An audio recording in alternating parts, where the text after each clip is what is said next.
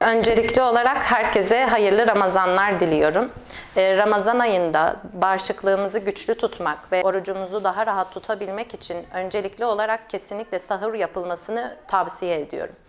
Fakat sahurda süt, yoğurt gibi bizi daha uzun süre tok tutacak protein kaynaklarını kullanmamız gerekiyor ve tuzu azaltılmış peynirler kullanmamız gerekiyor. Özellikle tuzlu peynirlerin tüketimini istemiyoruz çünkü tuz susama hissinin daha fazla olmasına sebep oluyor.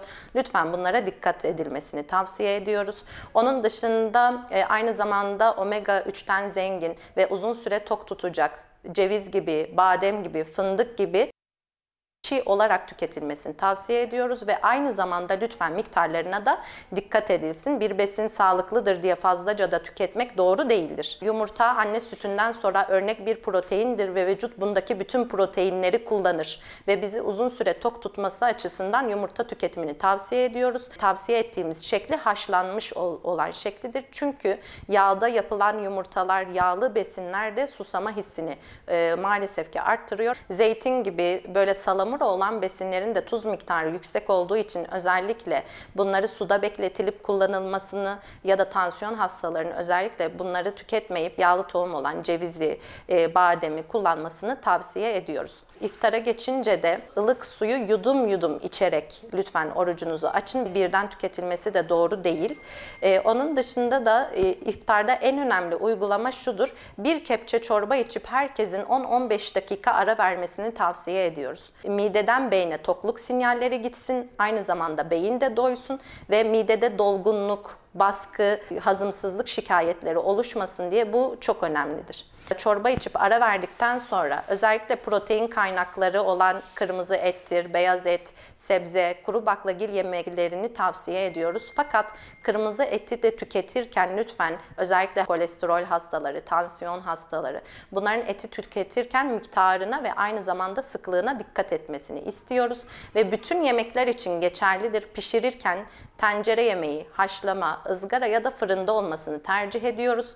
Özellikle yağda kızartılmış besinler, hamur işleri gibi besinlerden uzak durmalarını istiyoruz. Bunun sebebi o besinlerin hazımsızlık şikayeti oluşturması ve aynı zamanda maalesef ki sağlıksız olmaları. Özellikle bir davete katılanlar için eğer bir 15 dakika ara vermek söz konusu değilse yemekleri tabii ki zaten herkesin yapması gerekiyor. Ufak lokmalar halinde ve bol çiğnemelerini ve ilk önce kendilerini salata gibi, yoğurt gibi aparatif sebze, işte salata, yoğurtla geçiştirmelerini sonra ana yemeğe geçmelerini tavsiye ediyoruz ki yine midede hazımsızlık ve şişkinlik şikayetleri oluşmasın.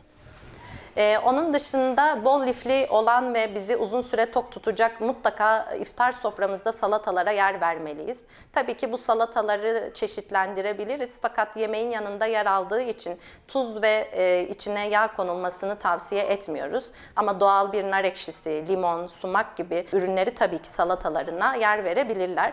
Aynı zamanda iftar soframızda mutlaka olmasını istediğimiz, bizi tok tutacak, aynı zamanda yağ yakımına destek olan yoğurt ürünlerini de istiyoruz. Böylelikle hem dengeli hem de kendilerini tok tutacak bir iftar menüsü hazırlamış olurlar. Özellikle iftardan sonra yavaşlayan metabolizmayı aktif hale getirmek için gün boyunca aç kalıyoruz çünkü. Bir ara öğün mutlaka yapmalarını öneriyoruz. Bu bir ara öğün yaparken de bizi eğer bir şeker hastalıkları söz konusu değilse özellikle tatlı ihtiyacı Ramazan ayında çok baş gösterir uzun süre aç kaldığımız için. Bunu bastırmak adına kuru meyveler, kuru üzüm, hurma, kuru kayısı gibi mevsimine uygun taze meyve tüketmelerini tavsiye ediyoruz.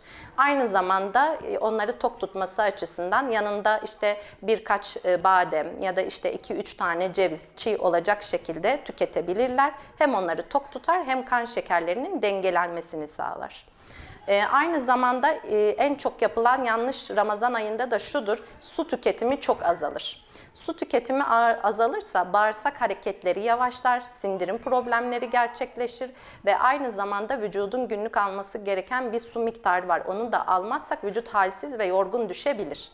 Bu yüzden iftarla sahur arası tabii ki kişiden kişiye değişir fakat 2-2,5 litre mutlaka su için diyoruz.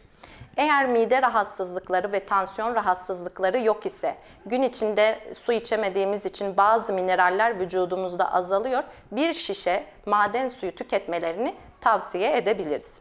Özellikle en çok gelen sorulardan biri de biz Ramazan'da ne zaman egzersiz ya da spor yapmalıyız diye sorular geliyor. Bunun için de kesinlikle oruçlu olduğumuz süreyi tercih etmiyoruz. Kişiler basit bir yürüyüş bile yapacaksa iftardan 1-1,5 saat sonra lütfen egzersiz, spor ya da yürüyüşlerini o saate bıraksınlar diyoruz.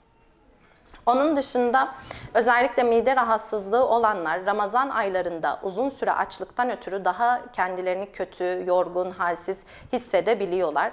Çünkü bunun sıkıntısı şu: uzun süre aç kaldığımız için midenin pH seviyesi değişiyor.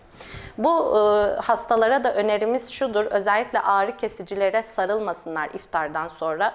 Böyle bir rahatsızlıkla ilgili tanı almışlarsa lütfen